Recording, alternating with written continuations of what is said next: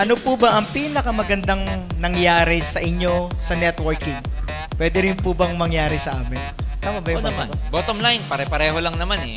Pinakamaganda nangyari, yumaman.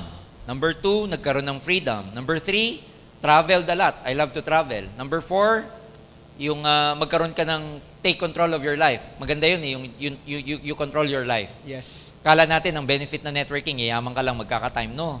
Actually, one of the benefits yung you take charge, you control your life. Yung ikaw nagpapatakbo ng buhay mo, hindi ibang tao. Correct. Yung bang tipong kung ano yung amount na gusto mong kitain, nasa kamay mo.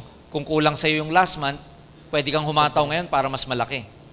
You can learn a lot of things when you travel. Ang sarap-sarap mong mag-travel kasi ang pagta-travel is learning also. You learn different cultures, you see different places, mas ma-appreciate mo ang Pilipinas, mas hindi mo rin ma-appreciate depende sa bansang mapupuntahan mo.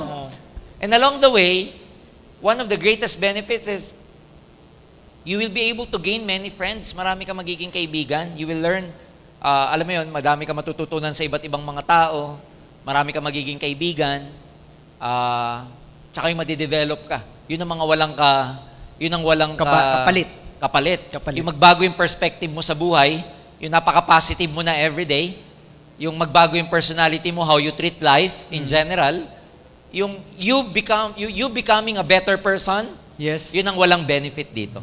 Because ultimately, when you become successful in this business, I assure you, lalo na pag tama yung pagkakatrain, pagpapagrow sa'yo ng upline mo, you become a better person when you become successful in this business.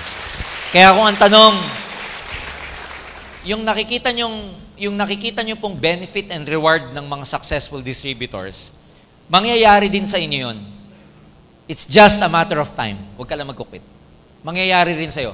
Ang sabi nga ng nasira kong upline, Roy, it's a given in this business.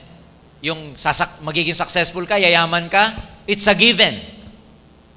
You just have to stay and never ever give up. Makukuha nyo lahat yan. Huwag lang kayo magkukwit. Yes. Heaven. Living out of the box.